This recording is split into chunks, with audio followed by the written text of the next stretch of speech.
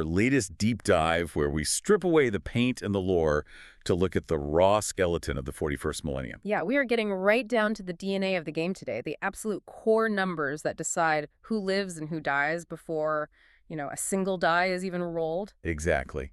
And just to orient everyone listening, today is February 24th, 2026. Right. We are two guys who absolutely love Warhammer 40,000, and we've been poring over the 10th edition core rules, the Munitorum Field Manual, and that January 2025 balanced data slate. It's super important to keep those dates in mind, right? Because the articles and rule books we are referencing, they're living documents. Oh, for sure. Points change all the time. Exactly. Rules get tweaked. But the core profile, the underlying foundation we are breaking down today, that pretty much stays the same. So here is our mission for you today. We really want to demystify that block of stats on the data sheet. Because it can be a lot. It is a lot. I feel like a lot of people see a wall of numbers, movement, toughness, save, and their eyes just sort of glaze over. They just want to move their units and roll some dice. Which is totally fair. But if you don't understand the basic profile, you are effectively flying blind out there. Yeah, you really are. So we are going to look at the big six: movement, toughness, save, wounds, leadership, and objective control. The holy grail of the data sheet. Right. And I want to propose an analogy to help you, the listener, visualize this as we go through the comparisons. Okay, lay it on me. Think of the data sheet like a scouting report in American football. Oh, I like where this is going. Right. So you're the general manager. You are looking to draft a player. You need to know, well, how fast can he run the 40-yard dash? Can he take a hit from a 250-pound linebacker? Is he wearing top-tier pads, or is he just running out there in a T-shirt? That is a great way to look at it. It immediately categorizes the unit for you. You look at the stats and instantly know, okay, is this guy an offensive lineman, slow, massive, basically impossible to push off the line of scrimmage, or is he a wide receiver? Lightning fast, great hands, but if he actually gets tackled, he's out for the rest of the season. Exactly. So let's start with that 40-yard dash. Yeah. Let's talk about movement, or M, on the sheet. If we compare movement between different units, how do they actually differ on the table? Well, movement is the maximum distance in inches a model can travel during a normal move. And if you look across all the articles and data sheets out there, you really start to see a standard baseline emerge. The 6-inch rule. Yes. 6 inches is essentially the standard average pace of war. Right. If you pick up a Space Marine intercessor or an Orc boy or even a Rattling sniper, you are going to see a 6-inch movement characteristic. So that is our average running speed on the field. But looking at the latest rulebooks, I am seeing some units that just do not hit that mark at all. Yeah, those are your heavyweights. Look at the Terminator squad. Right, the walking tanks. Or the Hearthkin Warriors from the Leagues of Votann. They are sitting at a movement of 5 inches. Now, to someone new to the game, losing just 1 inch of movement doesn't really sound like a tragedy. It feels minor when you read it, but man, when you are actually on the table, that 1 inch over the course of 3 turns, that's a 3-inch deficit. Which is huge. It is the difference between making a charge roll or failing it. It means not reaching that crucial objective marker in time. So why make them so slow? It is the trade-off. Going back to your football analogy, these are the linemen. Terminators are wearing tactical dreadnought armor. It is unbelievably heavy. It's an anvil. Exactly. And the Hearthkin, well, they literally have shorter legs and carry massive backpacks. They plod along. But on the complete opposite end of the spectrum, we have the speedsters. The Eldari Guardian Defenders, they move 7 inches. Again, just a 1-inch difference from the baseline, but in the completely opposite direction. And that extra inch grants so much tactical flexibility. It lets them skirt around heavy cover to grab firing angles that a 6-inch mover just can't physically reach. And we haven't even touched on the advanced mechanic yet. Right, because in the core rules, you can choose to advance. You give up your ability to shoot, usually, and you roll a 6-sided die and add that to your movement. So a Guardian Defender rolling a 6 on their advance isn't just moving 7 inches. No, they were moving 13 inches across the board. That creates a massive threat range that you have to respect. Whereas a Terminator, even if they're absolutely sprinting at full speed, might only go 6 or 7 inches total if they roll poorly. Exactly. The gap between the fast and the slow widens exponentially when they start pushing their limits. Okay, so we've sprinted down the field, we got our positioning, but now the defense has caught up to us. Time for contact. Someone is taking a shot. Which brings us to the stat that I genuinely think is the biggest knowledge check for anyone playing this game. Toughness, or T. Toughness is absolutely critical. This represents your physical resilience. How thick is your skin? How dense is the muscle or the alien plating? So if we compare toughness between different units, how does it actually change the game? Because the math here can get a little hairy for people. It is not just a fixed number you have to roll. No, it is a comparison. And honestly, this is where the core rules of the game are just brilliant. You compare the strength of the incoming weapon against the toughness of the target. Okay, let's break down the magic numbers for the wound roll. It operates on a very specific sliding scale. If the weapon's strength is double the target's toughness, the attacker is having an absolute field day. Yeah. They wound on a roll of 2 or higher. Which is almost guaranteed damage. Right. If strength is just higher than toughness, not double, you wound on a 3+. Makes sense. If they're equal, it is a 4+, literally a coin flip. Right.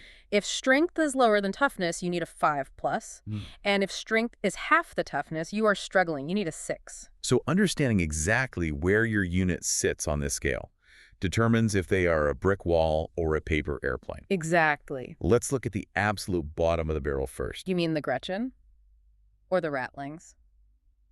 Sitting at toughness 2? T2. I mean, that just sounds dangerous to even put on the table. It is highly lethal for them. Think about the standard weapon of the 40k universe, the bolt rifle. It has a strength of 4. Okay, doing the quick math. Strength 4 is double toughness 2. Which means every single Marine shooting a bolt rifle at a Gretchen is wounding on a 2+. Wow. The Gretchen doesn't just get hurt, they get completely obliterated. They are the water boys of our football team. They should not be on the field when the play goes live. Right. Then we step up to the T3 units, the standard human guardsmen, the Eldari. So strength 4 is higher than toughness 3, meaning they get wounded on 3s. It is still very dangerous, but they at least have a fighting chance to survive the volley. And then we hit the Space Marine standard, toughness 4. This is where the game establishes its baseline balance. A strength 4 weapon shooting a toughness 4 target. Wounding on 4s. Exactly. It's a 50-50 shot. It feels incredibly fair. But looking at the January data slate and all the competitive articles we've read, everyone always talks about the T5 breakpoint. Why is toughness 5 such a massive deal? This right here is the most important math lesson you can learn today. Orc boys and Terminators have toughness 5. Okay. So remember that standard bolt rifle, strength 4. Yeah. Suddenly, the incoming strength is actually lower than the target's toughness. Oh, I see. So instead of a 4+, you need... Wait, a 5+. Yeah. You have effectively halved the efficiency of the most common weapon in the entire game just by having that one single extra point of toughness. That is huge. It is like the running back suddenly gained 50 pounds of muscle. The tackle just bounces right off him. Exactly. It forces your opponent to dedicate bigger, heavier guns to deal with you. Small arms fire is just an annoyance to a T5 unit. And then you go even further, you have the Organs sitting at toughness 6. At T6, even dedicated heavy infantry weapons start to really struggle. You are entering the realm where you need anti-tank weaponry to reliably put those guys in the dirt. All right, so we've been hit, and the wound roll was successful. The tackle has been made. Now we have one last line of defense before we take damage. The save characteristic, or arch stave. The armor save, the shoulder pads, the helmet, the thick flak vest. So if we compare a save between different units, what are we looking at? The basic rule is simple. You roll a 6-sided die. You want to roll equal to or higher than your save stat. So a lower number on the data sheet is actually better. But there's a modifier to this, right? The AP. Armor penetration, yes. Think of AP as how violent the tackle is. An AP -1 weapon strips a point off your dice roll. An AP -2 strips 2 points. So let's look at the wardrobe of the galaxy, starting with our poor Gretchen again. Save 7+. Wait, hold on. We're using 6-sided dice. You physically cannot roll 7. That is exactly the point. A Gretchen is effectively wearing a dirty t-shirt. If they are standing out in the open, they get no save, they just die. That is incredibly grim. Their only hope is to hide in cover, which grants a +1 bonus, allowing them to miraculously save on a 6. Moving up a bit, what about the 5+ save? This is your standard issue flak armor. The Orc boys have it, standard guardsmen have it. It stops basic shrapnel, maybe a glancing blow. It essentially saves you 33% of the time against weak weapons. And the Space Marine. The 3+ save, complete power armor, heavy ceramite plates. They ignore damage 66% of the time. You absolutely need dedicated, armor-piercing weaponry to crack that shell. But then you look at the Terminator, sitting pretty with a 2+ save. Tactical dreadnought armor. You literally only fail the roll on a 1. It is a walking bunker. Small arms fire just pings off them harmlessly. However, There are weapons in the game, like the Magna Rail Rifle the Votan use, that have just massive AP. We are talking AP -3 or -4. Right, so if you hit a Terminator with AP -4, their amazing 2+ save mathematically becomes a 6+ save. The weapon has punched right through the armor plates. But wait, looking at the rulebooks, there's another number on the Terminator sheet. Invulnerable save 4+. Ah, yes. That is the Hail Mary play. The invulnerable save represents crackling force fields, energy shields, or just supernatural reflexes. And the golden rule here is that invulnerable saves completely ignore AP modifiers. Completely. Completely. So that terrifying Magna Rail Rifle comes in, it melts right through the physical ceramite armor, but the Terminator activates his energy shield. He ignores the modified armor save and takes his flat 4+ invulnerable roll instead. So it turns the deadliest weapon in the galaxy into a pure coin flip. It makes elite units incredibly consistent. You cannot just math them out of existence by stacking AP. They always have a chance to shrug it off. I absolutely love that. It adds that perfect layer of tabletop heroism. Or, utter frustration if you are the one shooting at them. Oh, it certainly does. All right, we're going to take a very quick breather here. Hey, if you are enjoying this deep dive into the stats that run the game, do us a huge favor. Head over and like the video and subscribe to our YouTube channel. Yeah, it genuinely helps us boost our own objective control on the algorithm. We need all the OC we can get to keep making these deep dives for you. We really do. Okay, we are back. So we've been hit, our armor has failed, the shield collapsed. Now we are looking at wounds, or W. This is your health bar. Plain and simple. How much punishment can this model absorb before it is removed from the table? Now, if we compare wounds between units, how much of a difference does 1 point make? Because for a long time, the game was mostly just 1 wound models. It was. But 10th edition has heavily diversified health pools.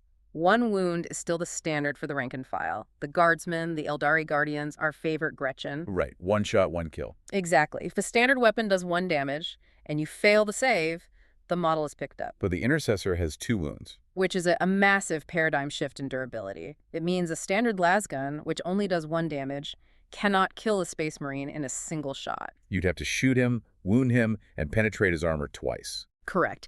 But this perfectly brings up the concept of damage efficiency. Oh, this is the good stuff. This is the concept that truly separates the rookies from the veteran players. Let's look at a weapon like the Ogryn Ripper Gun. It has a damage characteristic of 2. Okay, damage 2. Sounds heavy.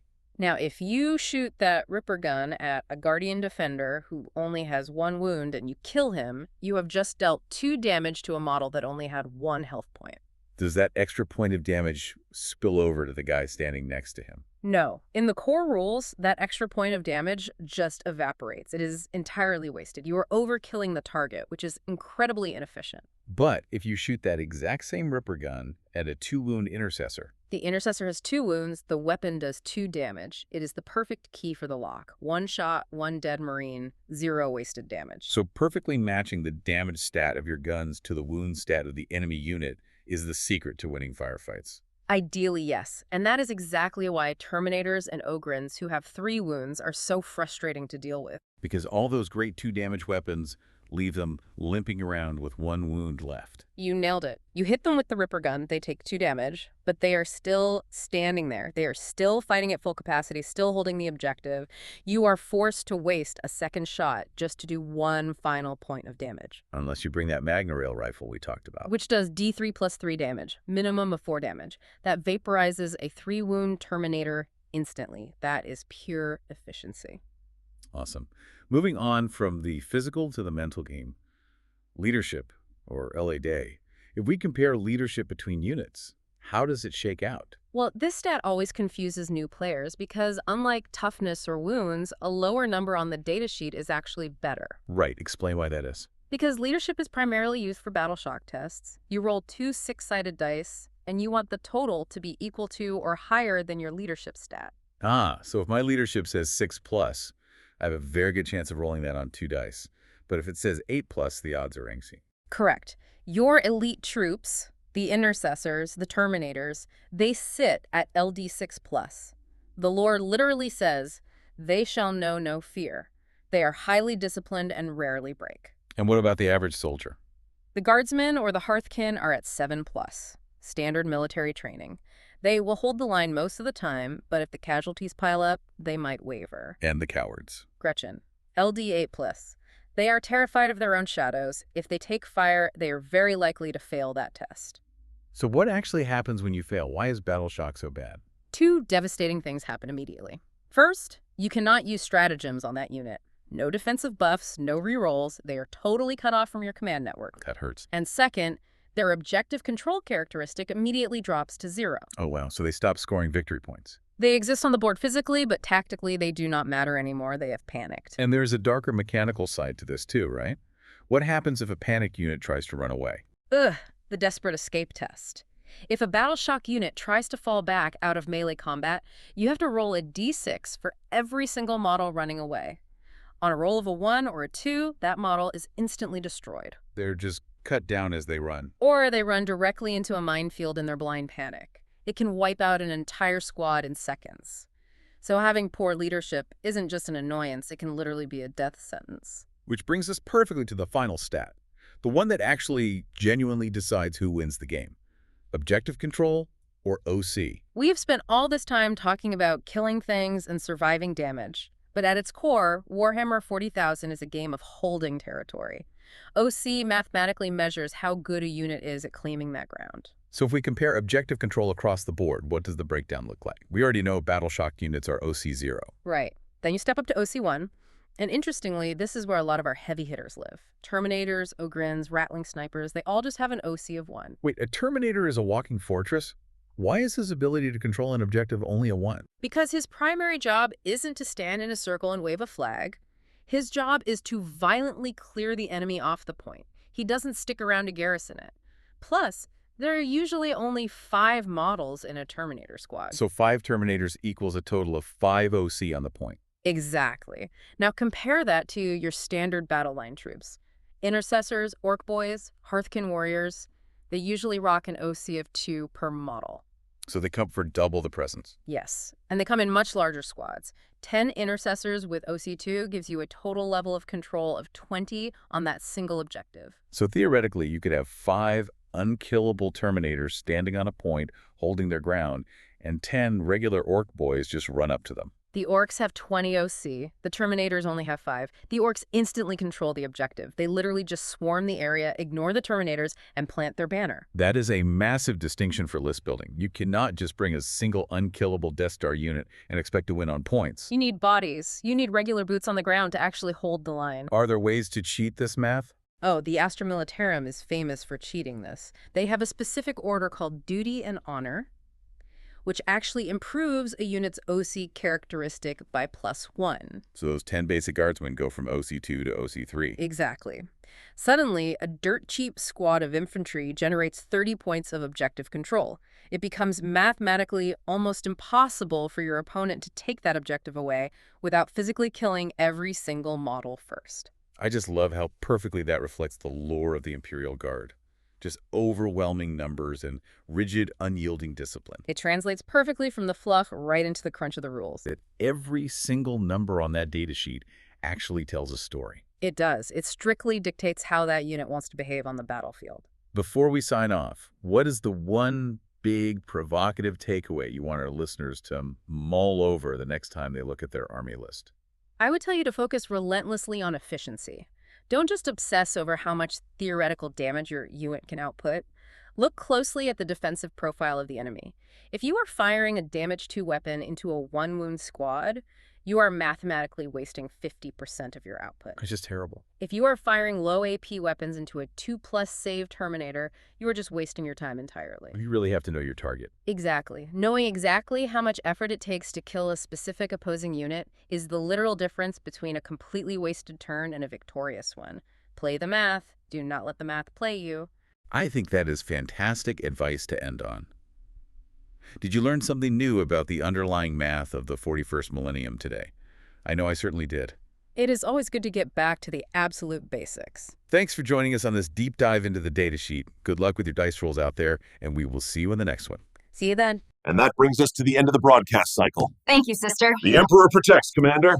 Thank you all, and remember to bolster the kudak for the next episode.